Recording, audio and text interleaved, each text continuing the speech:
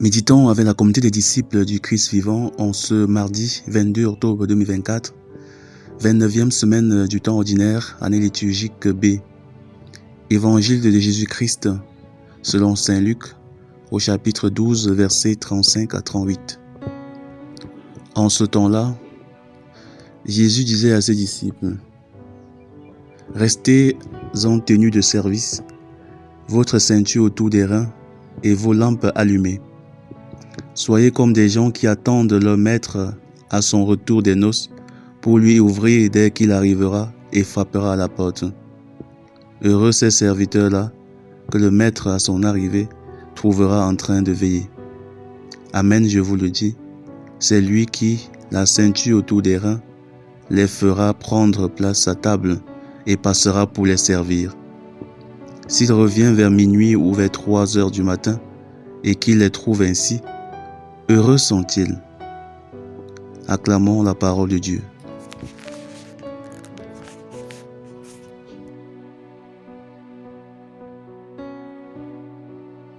Méditation. Frères et sœurs bien-aimés dans le Seigneur, que la grâce abondante de Dieu nous remplisse encore aujourd'hui. Chaque jour est un pas vers l'éternité. Chaque jour est une occasion d'assurer son éternité auprès de Dieu. Dans l'évangile d'aujourd'hui, Jésus nous exhorte à veiller, à demeurer en tenue de service, à ne pas nous laisser surprendre par les trompettes qui annonceront le retour de Jésus-Christ, à être prêt à chaque moment pour l'instant de la rencontre face à face. Comment le faire? Le Seigneur nous demande de veiller. Veiller est une activité difficile, car elle suppose d'aller à contre-courant de la nature. La veille se passe la nuit pendant laquelle le sommeil est naturel. Nous devons donc rester éveillés, même dans les moments sombres et difficiles, dans les nuits les plus ténébreuses. Nous veillons en demeurant connectés à Dieu à travers la prière, la méditation et le vécu de la parole de Dieu. Il est facile d'être resté éveillé pendant la journée, quand tout va bien, mais la nuit, il faut faire un effort. De même dans la vie chrétienne, il y a des moments où le soleil brille et des moments où il s'en va. Il faut alors attendre le jour, mais en restant éveillé. Dans nos vies de tous les jours, nous avons des moments de difficulté, de nuit noire, des moments où l'envie de prier, de chercher Dieu nous quitte, des moments où nous n'avons pas envie d'aller à la messe, nous n'avons pas envie de faire des efforts, des moments de doute, des moments de manque de foi, où nous avons l'impression que Dieu n'est pas là, qu'il nous a oubliés. C'est pendant ces moments-là qu'il faut veiller, redoubler d'efforts dans notre relation avec Dieu, le rechercher encore davantage, lui faire confiance.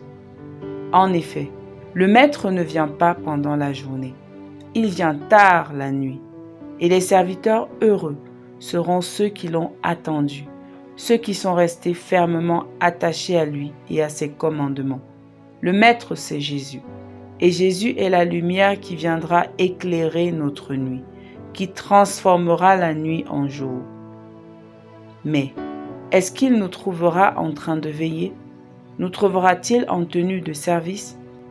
Nous devons veiller, certes, mais en demeurant en tenue de service. Le Maître nous laisse des tâches à accomplir, un travail à faire.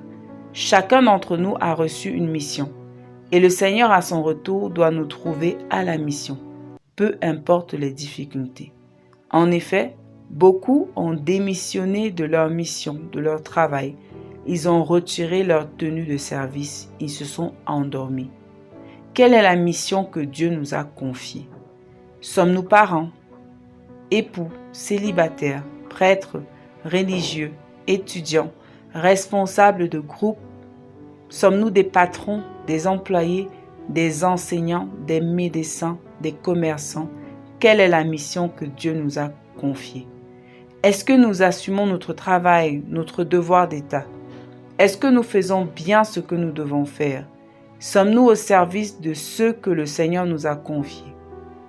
nous trouvera-t-il en train d'assumer nos responsabilités ou alors nous avons déjà fui, ou alors nous bâclons notre travail? Est-ce que les difficultés, la longueur du chemin nous ont fait abandonner? Avons-nous gardé notre lampe allumée malgré les difficultés? La vraie joie vient lorsque nous avons persévéré jusqu'au bout, lorsque nous avons été fidèles dans notre devoir d'État. Dieu nous récompense toujours et vient lui-même prendre soin de nous. Dieu vient à nous, lui-même, se mettre à notre service parce que nous n'avons pas abandonné les siens, parce que nous avons continué à servir et à veiller même dans les moments difficiles. Retrouvons donc le courage et la force de l'espérance et de la foi, peu importe les difficultés, pour continuer à faire ce que le Seigneur attend de nous. Prions. Seigneur, accorde-nous la grâce de veiller chaque jour à servir ton peuple dans notre devoir d'État, en demeurant dans l'espérance, peu importe le degré de difficulté et d'obstacle. Intercession.